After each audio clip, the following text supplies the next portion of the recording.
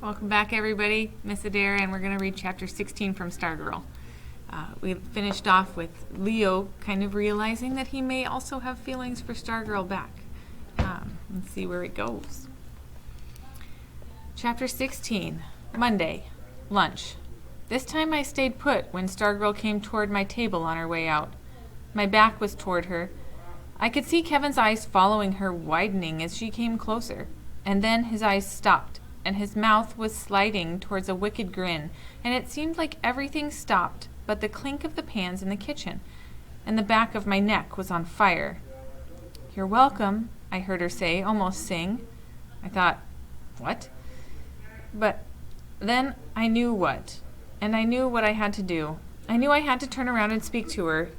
I knew she was going to stand there until I did. This was silly. This was childish. This, being terrified of her. What was I afraid of, anyway? I turned. I felt heavy, as if I were moving through water, as if I were confronting much more than a 10th grade girl with an unusual name. I faced the gaudy sunflower on her canvas bag. It looked hand-painted, and at last my eyes fell into hers. I said, "Thanks for the card." Her smile put the sunflower to shame. She walked off. Kevin was grinning and wagging his head. "She's in love." "Bull," I said. "She is mucho in love. She's goofy, that's all." The bell rang, and we gathered our stuff and left. I wobbled through the rest of the day. A baseball bat could not have hit me harder than that smile did. I was 16 years old, and in that time, how many thousands of smiles had been aimed at me? So why did this one feel like the first? After school, my feet carried me toward her homeroom.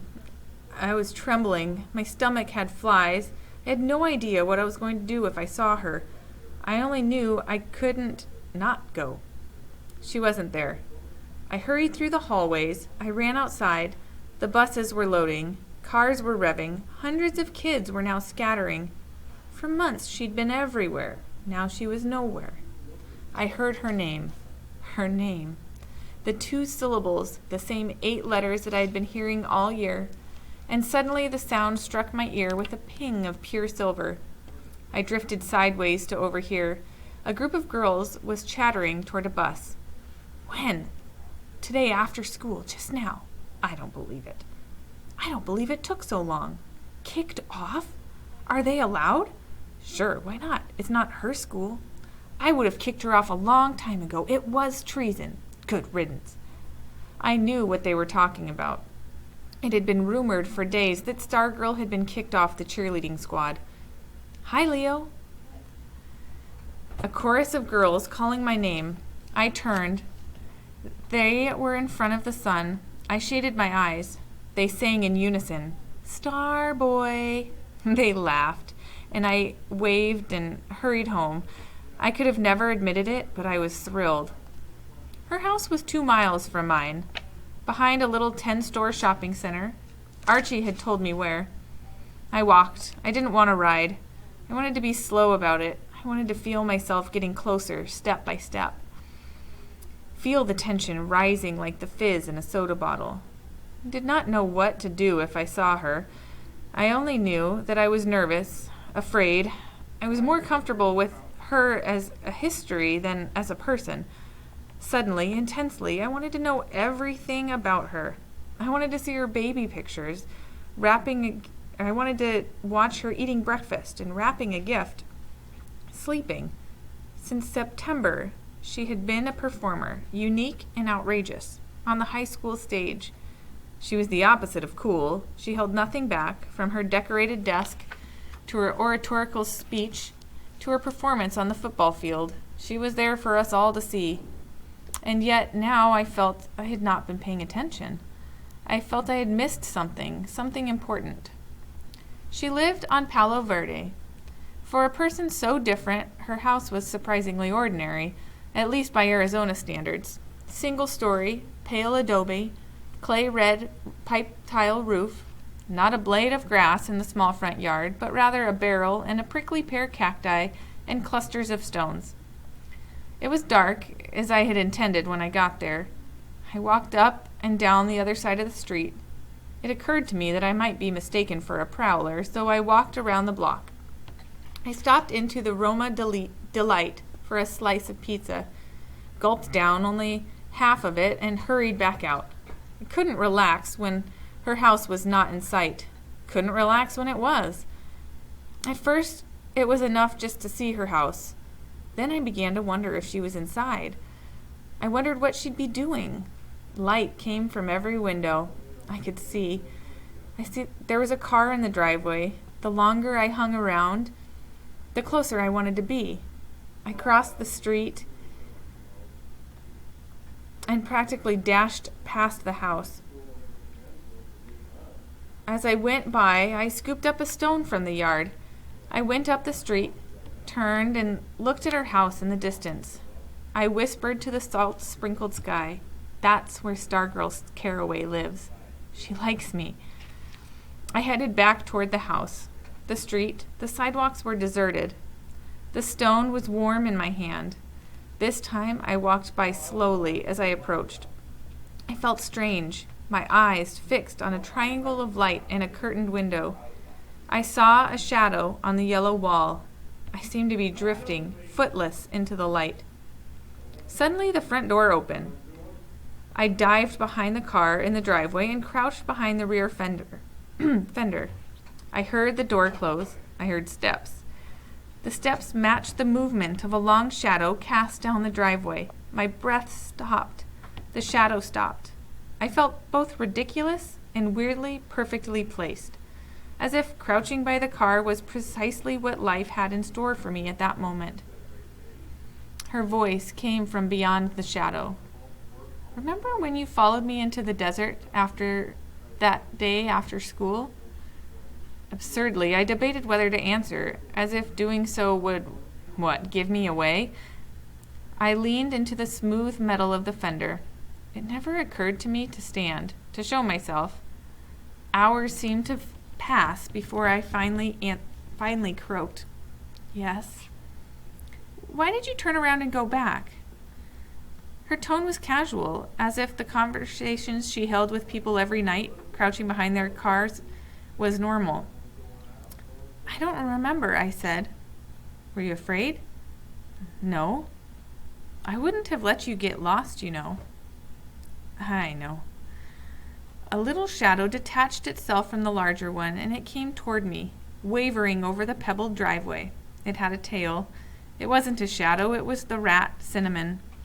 Cinnamon stopped at the tip of one of my sneakers. He stood up, looking at me. He put his front paws on the top of my sneaker and nosed it into the laces. "Are you getting acquainted with Cinnamon?" "Sort of." "Are you lying?" "Sort of." "Are you afraid of rats?" "Sort of." "Do you think I'm cute? And if you say sort of, I'll tell Cinnamon to bite you." "Yes." "Yes, what?" "I think you're cute." I thought of adding sort of to be funny, but I didn't. "Do you think Cinnamon is cute?" The rat had climbed fully onto my sneaker now. I could feel his full weight. I wanted to shake him off.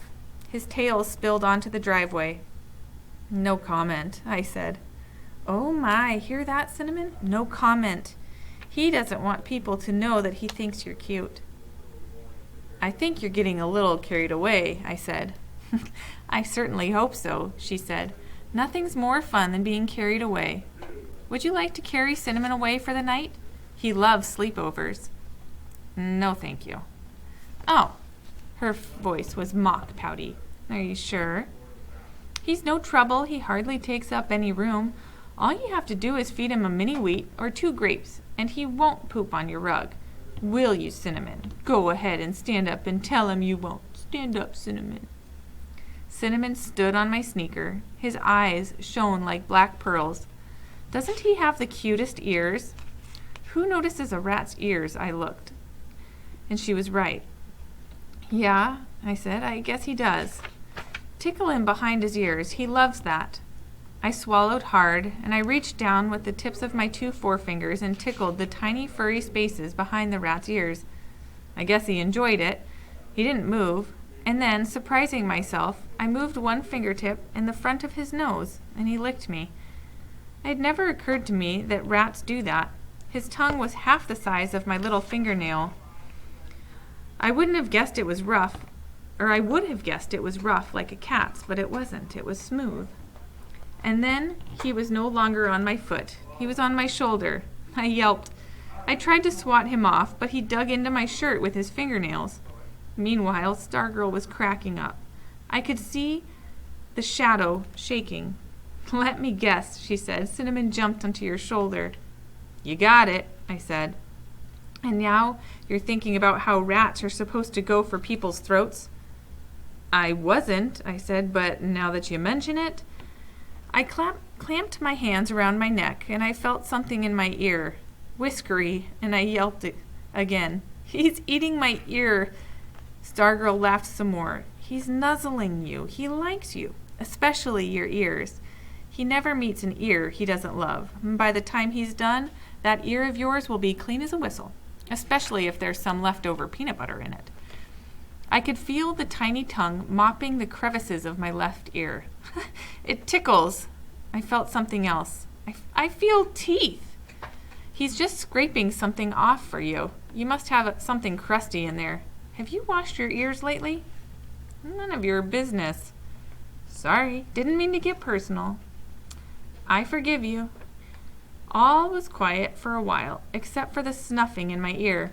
I could hear the rat breathing. His tail drooped into my front shirt pocket. Do you want to confess now? Confess what? I said. That you're actually starting to like having a rodent poking around in your ear? I smiled. I nodded, dislodging the rat's nose for a moment. I confess. More silence. Tiny breathing in my ear. Well, she said at last, we have to go in now. Say good night, Cinnamon. No, I thought, don't go. I still have another ear, I said. Well, if he does that one, he'll never want to leave you, and I'll be jealous. Come on, Cinnamon. Time for Betty-bye. Cinnamon went on snuffing. He's not coming, is he? Nope. Then just take a hold of him and put him on the ground. I did so, and as soon as I put the rat down, he scooted under the tailpipe and out of sight on the other side of the car. The shadow withdrew, and I heard the front door open. Light gushed out. Night, Leo. Night, I called. I didn't want to leave. I wished I could curl up right there on the driveway and go to sleep. I had been crouching for a long time.